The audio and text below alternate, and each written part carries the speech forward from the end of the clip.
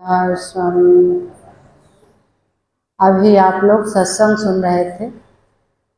सभी के अपने अपने अनुभव हैं और आपके अपने अनुभव हैं। तो हमको अब सीखना क्या है? अभी आप ये सुन रहे थे कि सीखना है, तो हम सीखने क्या आए हैं? इस संसार में क्या क्या सीखना है? जो भी कार्य हम कर रहे हैं उस कार्य में हमें पूर्ण होना चाहिए। जो भी कार्य कर रहे हैं, ऐसा नहीं खाली सत्संग कर रहे हैं। खाली सत्संग से तो आपके निजी अनुभव की बात हो रही, सत्संग में आपके स्व की बात हो रही है, आपके आत्मा की बात हो रही है। लेकिन जो संसार है, इस संसार को भी पाना है, संसार में रहना है, हमको परिवार पालना है, शरीर पालना है, तो हमको संसार का भी ध्यान करना पड़ेगा। और जिसका हम ध्यान करते हैं, जिसके साथ साथ रहते हैं, वैसी हमारी आदतें हो जाती हैं। जिसके साथ रहते हैं वैसी हमारी आदतें हो जाती हैं। तो पहले हमारा जो संग है वो अच्छा हो। अच्छे संग के लिए श्रेष्ठ जनों की ज़रूरत है। जो हमसे श्रेष्ठ लोग हैं उनके संग में जब हम रहते हैं तो संग का असर आता है। किस तरह से? जो ये सत्संग है इसमें खाली एक बात नहीं बताई गई है। सत्संग में बताया गया जो हम कार्य करते हैं धीरे धीरे करते हैं। थोड़ा हम आलसी हैं तो हमको एक्टिव होना पड़ेगा, और एक्टिव नहीं प्रोएक्टिव बनना पड़ेगा। क्योंकि जब आप गेट से चलते हो तो बड़ा धीरे धीरे कदम रखते हो। क्यों? ऐसा क्यों? बहुत धीरे धीरे, इस संसार में बहुत धीरे धीरे चलने से काम नहीं चल पाएगा। आपका मन बड़ा धीरे धीरे चले, इससे काम नहीं चल पाएगा। और आपका शरीर बड़ा धीरे धीरे चले, इससे काम नहीं चल पाएगा। परिवार में जब हम रहते हैं तो हमारे पास कुछ जिम्मेदारियां हैं, कुछ चीज़ें हमें उपहार में मिला है। पत्नी हमें उपहार में मिली है। नहीं तो आप देखो बहुत ऐसे ऐसे लोग हैं जिनकी शादियां ही नहीं हो रही हैं, बहुत कुंवारे ही पड़े हैं, और बहुत ऐसी शादियां हो रही हैं जिन्हें ऐसे लोग कभी गौरी और कभी दुर्गा, कभी सरस्वती, कभी काली भी मिल जाती हैं। उनके साथ भी कंप्रोमाइज करना पड़ता है। जिसको काली मिल जाती हैं, काली का मतलब क्या है? काली भी पूज लेते हो। जब नवरात्र आता है तो 9 देवियों को पूजते हो, उसमें गौरी से लेकर और काली तक की आपकी यात्रा होती है। सबको पूज लेते हो। किस लिए? क्या कभी उस समय सोचे कि क्यों हमको 9 देवियों को पूजने को बता दिया गया? काली जबान निकाले हुए, मुंडों की माला पहने हुए, हाथ में खप्पर लिए हुए और एक हाथ में तलवार लिए हुए, और फिर भी हम उसकी आरतियां उतारते हैं। क्यों उतारते हैं?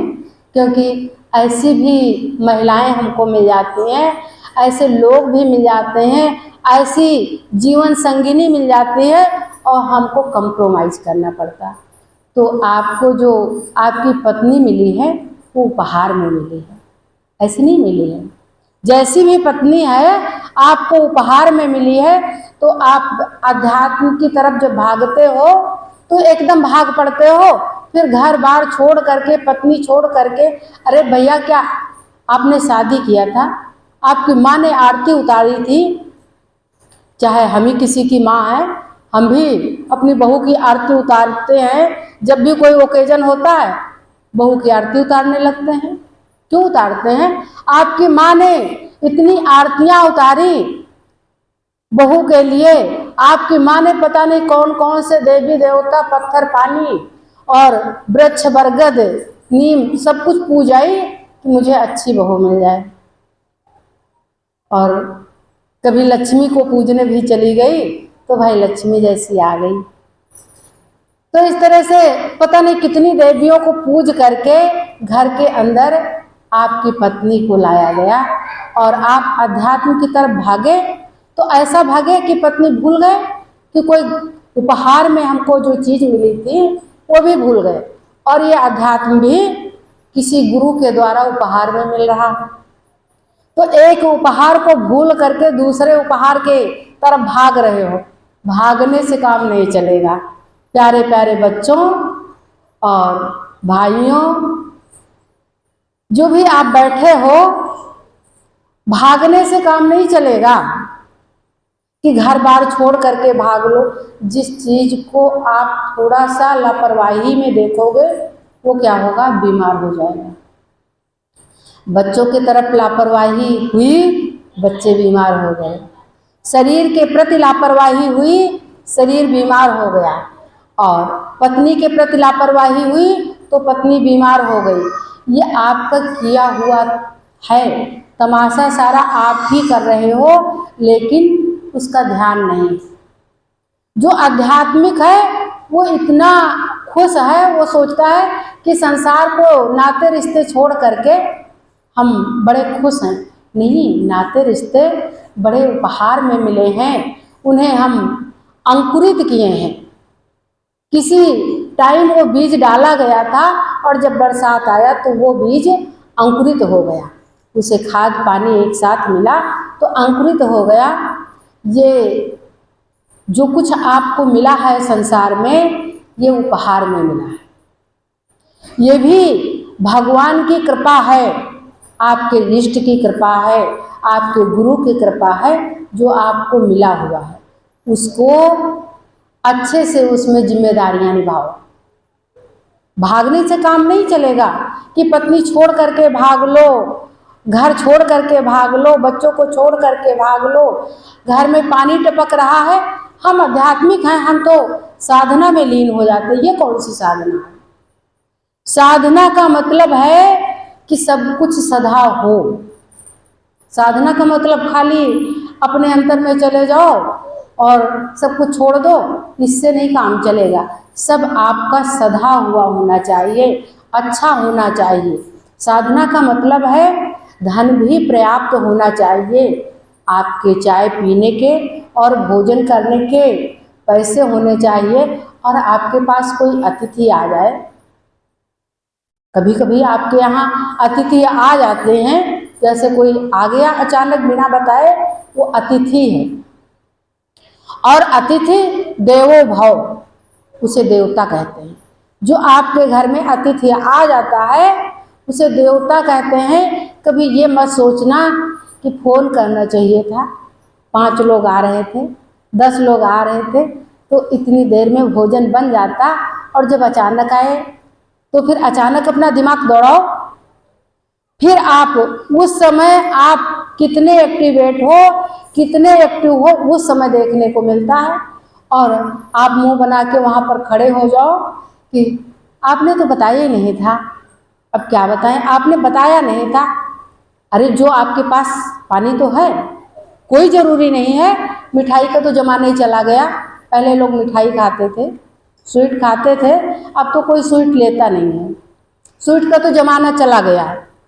पहले घरों में जब अतिथि आते थे, जब मेहमान आते थे, सुबह सुबह स्वीट और पानी दिया जाता था। सुबह नाश्ते में स्वीट दे दो, आज किसी को स्वीट दे दो तो कहेगा सुबह सुबह, कितनी बेवकूफ़ी की बात है, सुबह सुबह स्वीट कौन खाता है। अब स्वीट का ज़माना चला गया, अब ज़माना किस चीज़ का आया है, ठोस हैवी नाश्ते का ज़माना आया है।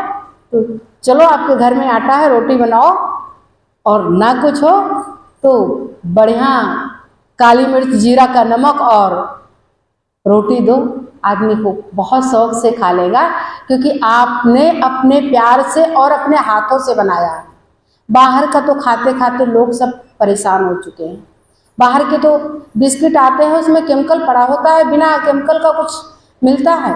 जो दूध बाहर का आता है वो आपके फ्रिज में रखा रहता है, उसमें एक्सपायरी डेट लिखी होती है। बिना केमिकल के एक्सपायरी डेट लिखी होगी? नहीं। तो जो आपको उपहार में रिश्ते मिले हैं उन्हें अच्छे से चलाओ, प्यार से बोलना है। 2 शब्द प्यार के कहने हैं, क्या हुआ उसमें, क्या दिक्कत है? 2 शब्द कहने हैं, न किसी के घर में किसी को चाय पीने की फुर्सत है और न किसी के घर का भोजन करने, क्योंकि भोजन करने के लिए तो 2 घंटा रुकना पड़ेगा, तो 2 घंटे का टाइम किसी के पास नहीं बचा है। इसलिए भोजन और चाय छोड़ो, 2 शब्द अच्छे बोलो प्यार के। और प्रेम जगत का सार और कोई सार नहीं है। ये जो आपको परिवार दिख रहा है, ये प्रेम का इकट्ठा किया परिवार है, किसी के पास कौन जाता है। इसलिए अपने आप को, जिसके पास ये परिवार पहुंचा है, वो अपने आप को बहुत धन्यभागी समझो कि ऐसे ऐसे चेहरे हमारे पास चले आए हैं। ये हमारे किसी जन्मों का पुण्य उदय हुआ है, इसलिए आप लोग मिले हो। तो हम तो इसी में खुश हैं। ईश्वर की उपासना, आराधना और अध्ययन हम करें ना करें, हम तो चलते फिरते आप लोगों से बात करते अध्ययन करते हैं। हमारे पास इतना टाइम नहीं है कि हम पुस्तक देख करके अध्ययन करें। हमारे पास इतना भी टाइम नहीं है कि हम मोबाइल देख करके अध्ययन करें। हमारे पास और अध्ययन नहीं है।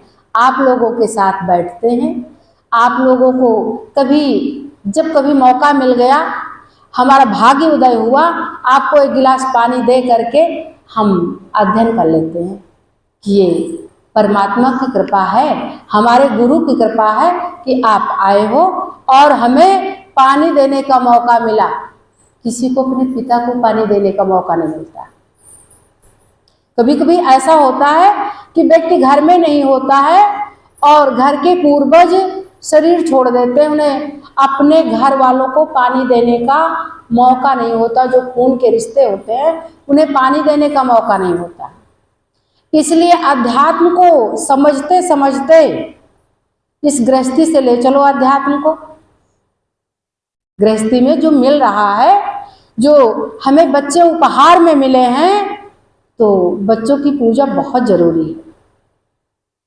आज बहुत महिलाएं हल छठ की पूजा कर रही होंगी और हम तो कल ही कर लिए थे, क्योंकि बच्चों की पूजा है। जब आपका मन हो तब कर लो, जब आपके मन में आए बच्चों की आरतियां उतार लो, जब मन में आए तो बच्चों को पसंद का बना दो। हल छठ में क्या होता है, कृष्ण जी के बड़े भाई बलराम जी का जन्मदिन होता है।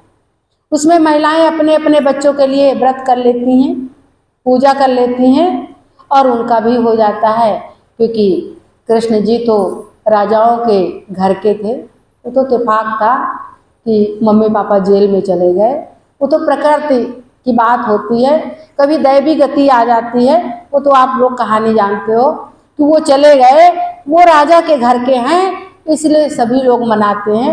लेकिन बलराम जी यादव के घर के हैं, इसलिए उनका बर्थडे कोई नहीं मनाता। उनका बर्थडे हर महिलाएं मनाती हैं, अपने बच्चों के नाम पे मनाती हैं और दूध दही और सब कुछ उनके घरों का आ जाता है, उसका उपयोग करती हैं, उसका स्वागत करती हैं। तो फिर दूध दही का भी उपयोग हो जाता है, उसका भी स्वागत हो जाता है और कह देते हैं गाय भैंस का भी स्वागत हो जाता है। और हल छठी में हल खेत में नहीं डाला जाता है तो बैलों का भी स्वागत हो जाता है। सबका अपने यहाँ जो हिंदुस्तान है, यहाँ पर हर जीव जंतु, अभी नाग पंचमी आई तो आपने नाग को भी दूध पिला लिया। जो चूक जाओ तो ऐसा काटेगा कि फिर आदमी संभल नहीं पाएगा, तो नाग को भी दूध पिला लेता है। इंडिया का आदमी, हिंदुस्तानी नाग को भी दूध पिला लेता। दीपावली आती है तो जिस घूरे पे कूड़ा डालाते हो उस घूरे पर भी उसकी भी पूजा हो जाती है, उस पर भी दीपक रख के आ जाते हैं। और नापदान पे भी दीपक जला देते हो, जिससे तुम्हारा गंदा पानी निकलता है, उसकी भी पूजा कर लेते हो। तो यहाँ पर जो हमारा हिंदुस्तान है, यहाँ दिए जला करके सबके स्वागत किए जाते हैं। हर व्यक्ति के दिए जला करके, बिना दीपक के यहाँ स्वागत नहीं होता है। हर घर में दिया जला करके, चाहे किसी का दामाद आ रहा हो, चाहे किसी के घर में बच्चा पैदा हो रहा हो, चाहे किसी के घर में बहू आ रही हो, सबका दीप जला करके हम स्वागत करते हैं।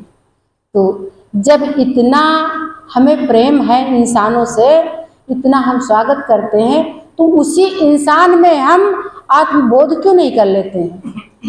इंसान को छोड़ करके आत्मबोध होता है? नहीं। बिना प्रेम के तो भगवान भी नहीं मिलते हैं। जब तक प्रेम नहीं होगा, तुम्हारे अंदर प्रेम जागृत नहीं होगा, तब तक आपकी साधना भी नहीं हो सकती, तब तक आपकी पूजा भी नहीं हो सकती है। और इस संसार में वेद, पुराण, शास्त्र, उपनिषद जितनी चीज़ें हैं, सब कहाँ आपको ले जा रही हैं? आपको आपके हैप्पीनेस, आपके खुशियों की तरफ ले जा रही हैं। और आप अपने छोटे छोटे उत्सव में अगर खुश हो जाओ, तो आपको खुशियाँ ढूंढने बाहर नहीं जाना पड़ेगा। आप तीर्थ व्रत करते हो, तीर्थ चले जाते हो, किस लिए जाते हो? कि वहाँ पर संगम होगा, वहाँ गंगा यमुना सरस्वती का संगम तो होगा, वो तो नदियाँ हैं, लेकिन वहाँ पर आपके अपने लोगों के का संगम होगा, अपने हिंदुस्तानियों का संगम होगा, और बाहर विदेशों से भी लोग आते हैं, उनका भी संगम हो जाएगा। तो उनसे भी हम कुछ बातें सीख लेंगे और कुछ लोग हमसे सीख लेंगे। ऐसा नहीं है केवल हम यहाँ पर बोलने के लिए आ गए हैं, मुझे बहुत अच्छा बोलना आता, मुझे तो बहुत अच्छा बोलना नहीं आता। हम तो आपको बता दिया, हम तो एक माँ है। रोटी बनाते हुए भी अनुभव कर लेते हैं, और कार्य करते हुए अनुभव कर लेते हैं। अपने जो हमारे काम है उसमें भी हम अनुभव कर लेते हैं। जैसे जब हम बाथरूम में घुसते हैं और उस बाथरूम की सफाई करने लगते, तो हम सोचते हैं हम एक ही जगह, एक समय में एक ही जगह साफ कर पाएंगे। इसलिए कोई एक चीज़ हो, उससे हमारा काम चल जाएगा। हम अपने मन को फालतू में इतनी जगह दौड़ाते हैं, जब रूम में होते हैं तो बाथरूम का ध्यान नहीं होता है, और जब बाथरूम में घुसते हैं तब बाथरूम की सफाई चालू होती है, और रूम में रहते हैं तो रूम की सफाई रहती है। तो इसका मतलब हम एक ही जगह, एक समय में मन एक ही काम कर सकता है। इसलिए अपने साधना का समय निकाल लो, जो भी आपके पास टाइम हो। हम महिलाओं के पास तो सही बात टाइम नहीं है, और हम महिलाएं योगिनी नहीं हो सकते। हम महिलाएं माँ ही हो सकते हैं, और वास्तव में माँ ही हो सकते हैं, और कुछ नहीं हो सकते। और माँ से बड़ा कुछ होता नहीं है, माँ से बड़ा कुछ नहीं होता है। इसलिए माँ ही हो सकते हैं, और हमें खुशी माँ बनने में ही है, और किसी चीज़ में नहीं। हम योगी बन जाएं, सन्यासी बन जाएं। सन्यासी तो यहाँ बनाया नहीं जाता है, आप सभी से ये अनुरोध है। बाकी किसी काम में, किसी भजन कीर्तन में आप ये कह दो हम सन्यासी हैं, हमारा मन सन्यासी है, यहाँ सन्यासी नहीं बनाया जाता, यहाँ गृहस्थी बनाए जाते हैं। यहाँ पर जितने बच्चे चले आते हैं और वो शादीशुदा नहीं होते हैं, तो ये कहा जाता है शादी कर लो फिर नामदान ले लेना, यहाँ दोनों लोग आकर के ऐसा नामदान लो कि गृहस्थी बहुत अच्छी चले, गृहस्थी में आपके उन्नति हो, आपका घर बहुत अच्छा हो, आपके बच्चे बहुत अच्छे हों, और आपके बच्चे उन्नतिशील हों, आपका भविष्य बहुत अच्छा हो। हम तो ये चाहते हैं, हम ये नहीं चाहते हैं कि आप घर बार छोड़ दो और सन्यासी बन जाओ। सन्यासी नहीं बनना है, सन्यासी बन के कोई भगवान को नहीं प्राप्त किया है। किसी को डेरा चलाना हो तो वो झूठ बोले, चाहे सत्य बोले, चाहे अपना जो मर्जी आए वो करे, बाबा बन जाए, लेकिन हमको डेरा भी नहीं चलाना है।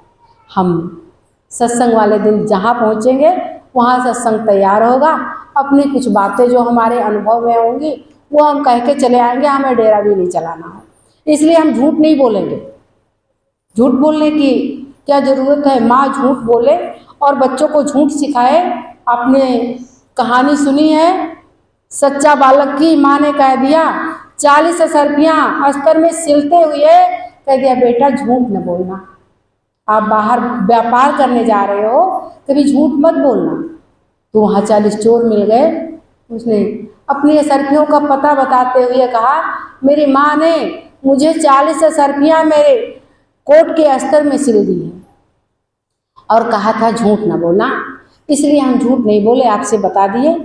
40 चोर बदल गए। अपने यहाँ का ऐसा सिस्टम है कि 40 चोर बदल गए और अच्छे बनने को तैयार हो गए कि ये 9 साल का बच्चा अपने माँ की इतनी बात मानता है तो हम इतने बड़े हैं, ईश्वर के बताए रास्ते पे नहीं चलते हैं, लूटखोरी करते हैं। तो इसी तरह से माँ कभी झूठ नहीं सिखाती अपने बच्चे को, सदैव सत्य सिखाती है कि आप सत्य बोलो, सत्यता से काम करो, और सत्यता में चमत्कार नहीं होता है। प्यारे प्यारे बच्चों, मेरे किशोर बच्चों, सत्यता में चमत्कार नहीं हुआ करता है। मेरे गुरुजी कहा करते थे, एक बार गोमती नदी के किनारे, मेरे गुरुजी तो मिश्रित के थे और वहाँ से गोमती नदी पास में है, नैमिष पास में है। तो कहते थे गोमती नदी के किनारे एक यज्ञ चल रही थी। उस टाइम लोग चमत्कार को बहुत मानते थे, अब भी चमत्कार को लोग मानते हैं। जिनको अध्यात्म नहीं पता है वो चमत्कार को बहुत मानते हैं कि चमत्कार हो जाएगा। चमत्कार कुछ नहीं होता है। आपके अध्यात्म के बराबर और कोई चीज़ तौल्य नहीं है, वो तुल नहीं सकती। तो इसलिए बताते थे कि बाबा जी ने, जो कथावाचक थे वहाँ के, वो वहाँ से अपने माइक पर बोल दिए कि गोमती जी से कह दो कल 5 टीन रिफाइंड या डालडा जो भी डालता था वो दे देंगी अपने यहाँ से, और तुम लोग ले जाना अपना अपना टीन और भर के ले आना वहाँ से। गोमती जी वहाँ टीन दे देंगी। और कुछ उनके जो सामने बैठे वाले लोग थे, उनसे, ग्रुप के लोग थे, उनसे कह दिया 5 टीन वहाँ गड़वा दो, गोमती नदी में डलवा दो, और वो 5 टीन कल आ जाएगा। सुबह जब जनता इकट्ठा होगी तब गोमती जी से मांग के ले आना। शाम को वहाँ पर 5 टीन पहुँच गया और वहाँ रख गया गोमती जी में। और कुछ पीछे वाले भी सुन रहे थे, पीछे वाले निकाल लाए रात में। और सुबह क्या हुआ, गोमती जी से फिर जब बाबा जी आए अपने मंच पर और कहा, गोमती जी हम लोगों को भेज रहे 5 टीन रिफाइंड दे देना, भंडारे में कम पड़ रहा है। वहाँ लोग गए, वहाँ कुछ था ही नहीं। क्या हुआ? क्या चमत्कार होता है? लोग चमत्कार को नमस्कार करते हैं, इसलिए ये सत्य नहीं है। चमत्कार सत्य नहीं है, जादू सत्य नहीं है, वो आपके आंखों को धोखा देना है। इसलिए सत्यता की राह पे चलो, झूठ की राह में कभी मत जाना, क्योंकि आप सभी जितने हो सब किसी न किसी माँ के बच्चे हो, किसी माँ के पाले हो। इसलिए बच्चों का पालना बहुत ज़रूरी काम है। आपके पास बच्चे हैं, उनको अच्छी योग्यता दो, अच्छा लालन पालन करो। खाली बाबागिरी में मत फंस जाओ। बाबागिरी जिनके पास कोई नहीं है, जो जितने बाबा लोग हैं, जरा उनसे पूछना उनके पास कोई मजबूरी रही होगी, तब वो घर से निकले और भेष धारण कर लिया और वो बाबा बन गए। शादी नहीं की या अपनी पत्नी को किसी कारणवश छोड़ के आ गए, बच्चों को किसी कारणवश छोड़ के आ गए, उनके चक्कर में मत पड़ो। चक्कर में उनके पड़ो जिन्होंने अपने गृहस्थ आश्रम को बहुत अच्छा बनाया हो और उनके पास चाय पीने के पैसे हो और पिलाने के पैसे हो, उनके चक्कर में पड़ो, वैसे बनो। आपको गृहस्थी बनना है। और जो हमारा राधा स्वामी मत है, राधा स्वामी मत में सबसे पहले जब लोगों ने पूछा हमारे गुरुओं से, बहुत गुरु हमारे आए हैं स्वामी जी से ले करके, अभी तो बहुत गुरु, बहुत 136 डेरे हैं, ब्रांच चल रही है 136 राधा स्वामी मत की। तो पूछा गया कि बताइए योग करें कि गृहस्थी में रहें, क्या सही रहेगा? तो गुरुओं ने बताया योग में ही भोग और भोग में ही योग। राधा स्वामी योग साधो गृहस्थियों का योग है, ये गृहस्थियों का योग है, ये बाबागिरी का योग नहीं है।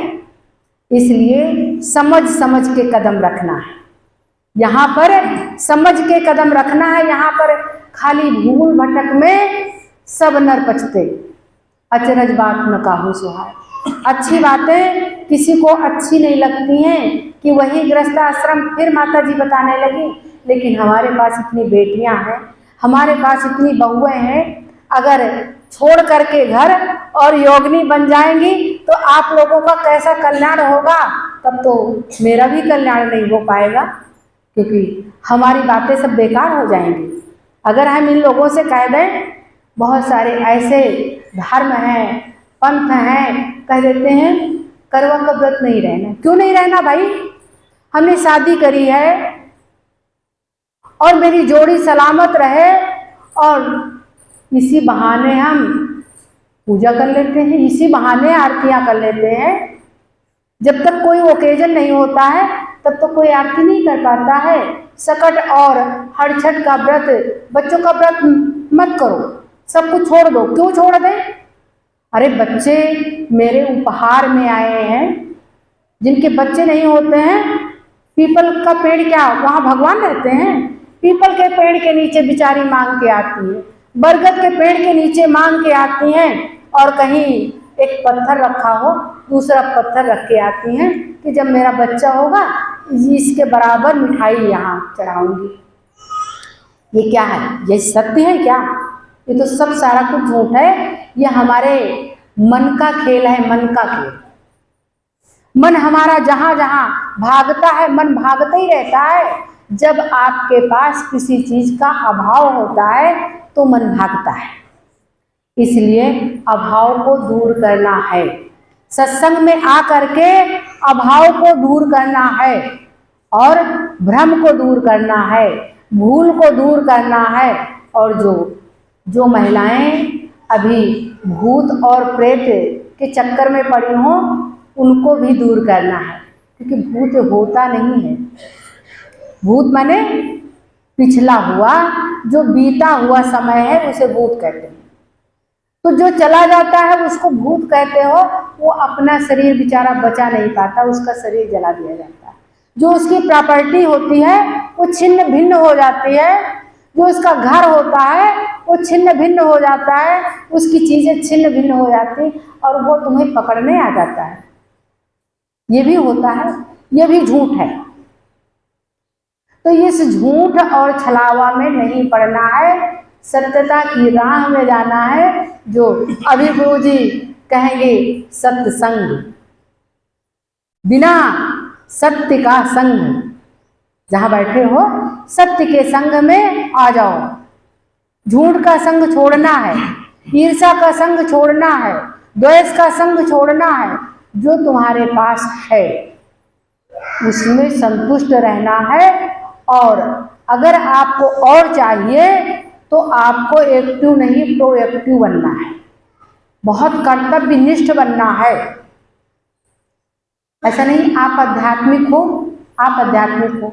मान लो हम आध्यात्मिक हैं और जब चाय लेकर चलें तो कप टूटी हो, क्या हम आध्यात्मिक हैं? हम क्या आध्यात्मिक हैं बताइए? हमको हर समय अपनी जांच परख करनी है। जब हम चाय लेकर चलें तो ट्रे में गंदगी लगी हो, क्या हम आध्यात्मिक हैं? तब तो हम किसी काम के नहीं, ना हम आध्यात्मिक हैं ना संसारिक हैं, दोनों काम से चले गए। इसलिए जो काम करते हो वो पूर्णतया अच्छा अच्छा होना चाहिए, उस कार्य में तुम पूर्ण हो। बात करते समय हम किससे बात कर रहे हैं? एक ही व्यक्ति के बहुत सारे रिश्ते होते हैं। बेटे से अलग तरह की बात करता है और भाई से अलग तरह की बात करता है और बहू से अलग तरह की बात करता है, एक ही व्यक्ति। क्यों क्यों ऐसा करता है? क्योंकि सबको एक साथ जोड़ने के लिए एक बात लागू नहीं की जा सकती। आपके पास बेटी भी हो और बहुएं भी हो और बेटा भी हो, तो एक साथ आप कितने चीजें एक जैसी लेंगे? एक जैसी नहीं दे पाएंगे। तो सबको अलग अलग जब देंगे, अलग अलग डील करेंगे, तभी सबको प्रेम में बांध पाएंगे। इसलिए सबके लिए बातें अलग अलग होती हैं। एक बाबा जी आ जाएं जो अपना सब कुछ छोड़ चुके हैं, तो उनको खाली अध्यात्म की जरूरत है। लेकिन आप गृहस्थी हो तो आपके घर में सब्जी नहीं है तो इधर से भैया जाना तो सब्जी लेकर जाना, क्योंकि सुबह तो आप दाल और तहड़ी खिचड़ी खा के पराठे खा के चले आए हैं, लेकिन शाम को सब्जी की जरूरत पड़ेगी, इसलिए इधर से सब्जी लेकर जाना, क्योंकि आपको सब्जी की भी याद करानी है। आपको सचेत करते रहना है कि आपका परिवार है, इसलिए बैठने से काम नहीं चलेगा। आप घर में बैठे रहो और साधना करते रहो, इससे काम नहीं चलेगा। आप बहुत आध्यात्मिक हैं, बहुत अच्छे हैं, आपको बहुत ज्ञान है अध्यात्म का, आपको आत्मा परमात्मा का बहुत सब कुछ ज्ञान है। आप आत्मा को छोड़ करके परमात्ममय हो गए हैं। लेकिन जब आपके शब्दों में कटुवाणी निकले किसी के लिए, तो क्या आप आध्यात्मिक हैं? मानेंगे नहीं। अपनी वाणी को समझ समझ करके बोलना है। जितना आप आध्यात्मिक होते जाओ उतना आप समझ समझ करके बोलो। एक बहुत आध्यात्मिक व्यक्ति गुरु जी के सिखाए हुए आते थे। एक दिन कोई बात हुई, हम कहे आपकी पत्नी इस बात के लिए राजी नहीं है। उन्होंने कहा जब लाठी चलेगी तो राजी हो जाएंगी। हम कहे भैया कब से आप आध्यात्मिक हैं?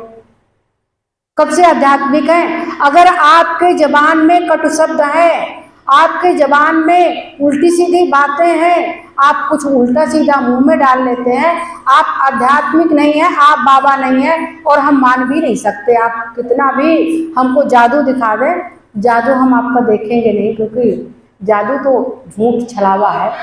जो जानता ना हो उसको जादू दिखाओ, जो जानता ना हो उससे चिकनी चुपड़ी बातें करो, हम नहीं मानेंगे। अगर एक बात भी आपके रिश्तों के लिए बेकार निकली तो हम नहीं मानेंगे। एक बाबा जी हमें मुजहना में मिले थे, वो बहुत दूर से आए थे, तो गुरु जी से सत्संग होने लगा और हम गुरु जी को बुलाने चले गए। तो वहाँ पर उनके मुंह से निकला कि हमारे पिताजी हिरण्यकश्यप हैं। तो फिर हमारे मुंह से निकला तो आप प्रहलाद भक्त कहाँ से आ गए? तो फिर आप अपनी माँ का परिचय बताइए। पिताजी तो हिरण्यकश्यप हैं, लेकिन माँ का परिचय बताइए कि प्रहलाद कैसे बन गए आप, कैसे बाबा जी बन गए? और बाबा जी बन गए तो फिर हिरण्यकश्यप कैसे बोलने लगे, बताइए हम। और वहीं पर बाबा जी थोड़ा सा मन में जो भी आया हो फिर सत्संग आने लगे। बहुत दूर से आते हैं, कभी साल में एक बार गुरु पूर्णिमा पे आ जाते हैं, कभी कभी आ जाते हैं। तो बात यह है कि आप बहुत अच्छे हैं, बहुत आध्यात्मिक हैं, तो आपके रिश्ते भी बहुत अच्छे होने चाहिए, आपकी पकड़ भी बहुत अच्छी होनी चाहिए। ऐसा नहीं कि आप कुछ भी बोलो और आध्यात्मिक हो। अभी कोई भैया कह रहे थे कि खाने पीने का बड़ा असर होता है और खाते पीते नहीं है। किसी के दूध में, किसी की चाय में कोई ऐसी चीज नहीं मिली है। बात यह है संग का प्रभाव होता है। हमारे पास बहुत व्यथाएं होती हैं, ये संसार है। जैसे लोग आते हैं उनके पास बड़ी व्यथाएं होती हैं, लेकिन आपके इतिहास में लिखा है, रहीमन निज मन की व्यथा, मन ही राखो गोय, सुन इठलई है लोग सब, बांट न ले है कोई। तो जब चाय लेकर चली और सामने आई, कोई अपना हितैषी मिल गया, कोई गुरु मिल गया, कोई सहेली मिल गई, कोई फ्रेंड मिल गया, तो आते आते चाय लाते लाते आंसू छलक गए कि मुझे इतने दिनों से इतनी ये परेशानी, अब वो चाय बेकार हो गई, चाय आंसू वाली हो गई। अब पीने वाला बड़ा संकोच कर रहा है, हम नहीं पिएंगे तो बगल वाले को दे देंगे, उसको भी नुकसान करेगा, भाई उसके भी आंसू आ जाएंगे, और इधर वाले को दे दे, उसके भी आंसू आ जाएंगे। तो फिर आप में से किसी को पकड़ा और ये चाय हटा दो, ये चाय खराब हो गई, इसमें कुछ पड़ गया है। तो चाय किस लिए नहीं पीते हैं? क्योंकि आप खाना बनाते बनाते रोने लगती हैं, खाना बनाते बनाते यहाँ की परेशानी, वहाँ की परेशानी, वहाँ की परेशानी, कहीं पर कुछ हो गया और पेपर पढ़ते पढ़ते आप उलझ गए। तो आपको उलझना नहीं है। भोजन करते समय, आटा गूंथते समय, भोजन बनाते समय अच्छी बातें करो। इसीलिए लोग कह देते हैं भगवान का सुमरन करो, भगवान का भजन करो। हम ये भी नहीं कहते कि भगवान का भजन करो, हम कहते जो तुम्हें बड़ा फास्ट गाना अच्छा लगता वो लगा लो, क्योंकि आप एक दूसरा आ जाएगा तो दूसरे से तीसरे की बुराई करने लगोगे, तो बहुत अच्छा फास्ट गाना लगा लो और भोजन बना लो। और या तो फिर आप जानते हो इस बात को, इस रहस्य को पकड़ पाए हो कि जैसा भोजन हम किसी को देंगे ठीक इसी प्रकार से मन हो जाएगा, और जैसा मन सोचेगा आगे कार्य हमारा ठीक उसी प्रकार से होगा। तो जैसा आपका मन होगा वैसा आपका विचार हो जाएगा, जैसा आपका विचार होगा वैसी आपकी रहनी हो जाएगी, और जैसी रहनी होगी वैसी आपकी कार्यशैली होगी, और फिर वैसा फल आपको मिलेगा। इसलिए हम तो अधिकतर आप लोगों को समझाने या अपनी बात को कहने आते हैं कि भोजन बनाते समय अच्छा भोजन बनाओ, जिससे बच्चे उन्नति करें। बच्चे भोजन करके बाहर जाएं, आपके पति भोजन करके बाहर जाएं, तो उन्हें अच्छे अच्छे लोग मिलें, जहाँ जाएं वहाँ प्रेम मिले, अच्छा व्यवहार मिले, और अच्छा पानी मिले, अच्छा खाना मिले, और अच्छे काम हो, जिस काम के लिए जाएं वो कार्य पूरा हो जाए। कभी कोई शादी बेटी की देखने जाता है तो यहाँ से हम कहते हैं ये खिला हुआ फूल लेते जाओ। फूल क्या वहाँ कोई चमत्कार करता है? लेकिन आप खिले हुए फूल को लेकर चले तो बहुत देर तक सोचते रहे कि गुरुजी ने हमें कितना खिला हुआ और गुलाब जैसा गुलाब फूल दिया है, और अब तो हमारे कार्य हो जाएंगे। तो आपकी सोच पॉजिटिव हो, और जब आपकी सोच पॉजिटिव हो गई तो आपका कार्य पॉजिटिव हो गया, आपका कार्य हो गया। और अपने किताबों में बहुत दिन पहले पढ़ा था कि जो निकलकर बादलों की गोद से थी अभी, एक बूंद कुछ आगे बढ़ी, सोचने फिर मन में लगी, आह मैं घर छोड़ करके यूं करूं, दयो मेरे भाग्य में है क्या लिखा, मैं जलूंगी गिर अंगारे पर किसी, या मिलूंगी धूल में। और फिर एक तीसरी बात पॉजिटिव आई, चू पड़ूंगी या कमल के फूल में। तो क्या हुआ? बह गई उस काल एक ऐसी हवा, जो समुंदर ओर आई अनमनी, और एक सुंदर सीप का मुंह था खुला, वह उसी में जा पड़ी मोती बनी। तो दो बातें नेगेटिव सोचा, लेकिन एक पॉजिटिव बात मन में आ गई, चू पड़ूंगी या कमल के फूल में। जहां कमल के फूल की बात आई वहां दयो काल से एक हवा चल पड़ी और समुंदर ओर चली गई, जो एक सीप का मुंह खुला था उसमें जा करके बूंद मोती बन गई। तो बूंद का भाग्य है। तो इस तरह से हमें अपनी तरफ से पॉजिटिव विचारधारा करनी चाहिए। भोजन देते समय, चाय देते समय और कार्य करते समय क्या पति आपका जा रहा है, आपने 5 रुपये हाथ पे रख दिए, 5 रुपये की कोई मान्यता है? नहीं, 5 रुपये की कोई मान्यता नहीं है। 5 रुपये इसलिए हैं कि आप जहाँ जा रहे हो अच्छा कार्य करके आ जाओ, क्योंकि आप लक्ष्मी हो। आप लक्ष्मी हो तो पैसे की बाहर कमी ना हो, और जितने पैसे आपके हैं उसी पैसे में आपको बहुत अच्छी चीज़ मिल जाए और आप बहुत अच्छी चीज़ लेकर के, उपहार लेकर के घर आ जाओ। उपहार केवल साड़ी नहीं होती है, उपहार केवल ज्वेलरी नहीं होती है। उपहार आपके बच्चे बहुत अच्छी पढ़ाई कर रहे हैं, बहुत अच्छे निकल गए, आपको बहुत अच्छे रिश्ते मिल गए, बहुत अच्छा दामाद मिल गया, बहुत अच्छी बहू मिल गई, ये उपहार है, संसार का उपहार है। इस उपहार को पा करके खुश रहने की आदत डालो, क्योंकि ये संसार है, यहाँ पर रात और दिन, धूप और छाँव, दुख और सुख, और मेहंदी हरी होती है और पिस करके जब तुम्हारे हाथ पे लगती तो लाल हो जाती है। तो यहाँ पर 2 चीज़ें साथ साथ चलती हैं, इसलिए कभी सर दर्द करे तो मेरा सर ही दर्द करता है। हम संसार में रह रहे हैं तो सर दर्द भी हो सकता है, बीमारियां भी आ सकती हैं, घुटने भी दर्द कर सकते हैं। जब इंजन चलते चलते रगड़ने लग जाएगा, उसका ऑयल ख़त्म होगा तो फिर क्या होगा, उसमें आवाज़ आने लगेगी। तो अब मेरे घुटनों में आवाज़ आने लगी है क्योंकि 50 साल के ऊपर चलने लगेगी।